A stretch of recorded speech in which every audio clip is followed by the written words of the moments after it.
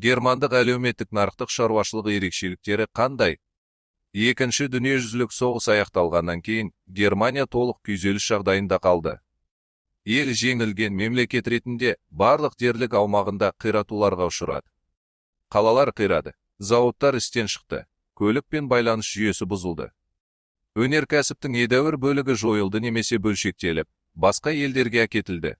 Соғыстан кейін Германия бұрын басып алған барлық жерлерінен айырылды. Жеңген елдерге өтемақы төлеуге мәжбүр болды. Халқының көп бөлігінен айырылды. 12 миллион босқын ел ішінде қоныс аударуға мәжбүр болды. 1948 жылға қарай өнеркәсіп өндірісі 1936 жылғы деңгейдің тек жартысына ғана жетті. Халық аштыққа, жұмыссыздыққа, баспананың жоқтығына тап болды. Ақша құнсызданып, карточкалық жүйе сақталды. Осы кезеңде Германия екі бөлікке бөлінді. Батыс Германия ақш, Ұлыбритания және Францияның бақылауында болды. Шығыс Германия Кеңес одағының бақылауына өтті. Бұл екі аймақта мүлде екі түрлі экономикалық жүйе қалыптаса бастады.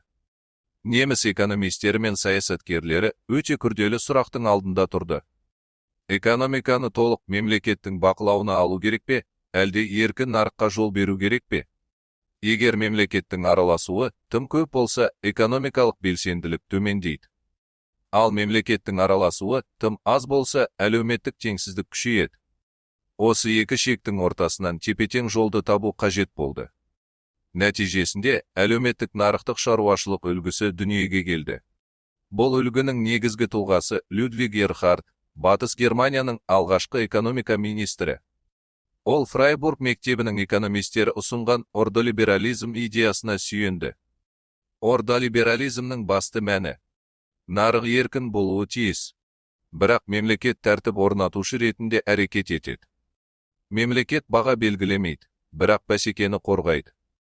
Яғни, мемлекет әділ ойын ережелерін белгілейді. Монополияға жол бермейді. Әлеуметтік әлсіз топтарды қорғайды. Эрхардтың ойынша, әлеуметтілік мемлекеттің бәрін тегін беру емес, керісінше адамға еңбек етуге, табыс табуға, өз әл-ауқатына жауапты болуға жағдай жасау. 1948 жылғы 20 маусымда батыс оккупациялық аймақтарда ақша реформасы жарияланды. Рейхсмарка өз құнын жоғалтқандықтан жаңа ақша неміс маркасы енгізілді. Рейхсмарка Германияның 1924 жылдан 1945 жылы нацистік Германия құлағанға дейінгі ұлттық валютасы болды. Халыққа бастапқы 60 марка берілді. Жинақтардың басым бөлігі жойылды. Мемлекеттің бұрынғы қарыздары есептен шығарылды. Бұл шешім ауыр болды, бірақ өте тиімді нәтиже берді. Ақшаға деген сенім артты. Сауда жанданды. Көлеңкелі экономика жойыла бастады. Кәсіпорындар нақты өнім өндіруге көшті. Германияда қалыптасқан әлеуметтік қорғау жүйесі Еуропадағы ең тиімді үлгілердің бірі болып саналады.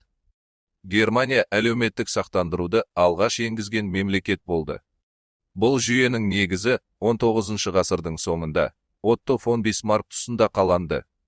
1890 жылдары қабылданған заңдар өндірістегі жазатайым оқиғалар, қарттық пен мүгедектік жағдайларында азаматтарды қорғауға бағытталды. 20 ғасырдың басында зейнетақы жүйесі дамып, 35 жыл еңбек өтілі бар адамдар 65 жаста зейнетке шығу құқығына ие болды. Ал шахтерлер үшін 60 жастан ерте зейнетке шығу мүмкіндігі берілді.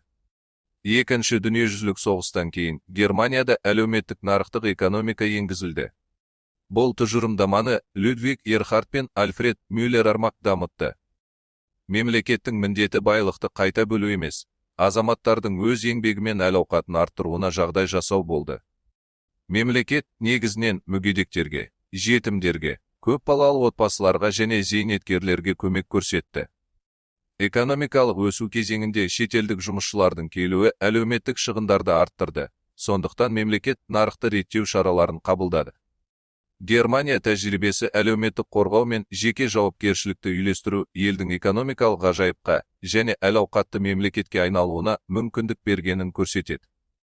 Осы реформалардың нәтижесінде Германия небәрі 10-15 жыл ішінде қуатты индустриялық мемлекетке айналды. Халықтың өмір сүру деңгейі күрт өсті. Орта тап қалыптасты. Германия әл-ауқатты мемлекет қатарына қосылды. 1970-1980 жылдары Германия жоғары жалақы, сапалы білім мен медицина, әлеуметтік тұрақтылықпен ерекшеленді. Бірақ әлеуметтік шығындардың өсуі, иммиграция және мұнай дағдарыстары мемлекетке жаңа қиындықтар әкелді. Соған қарамастан Германия әлеуметтік нарықтық үлгіден бас тартқан жоқ.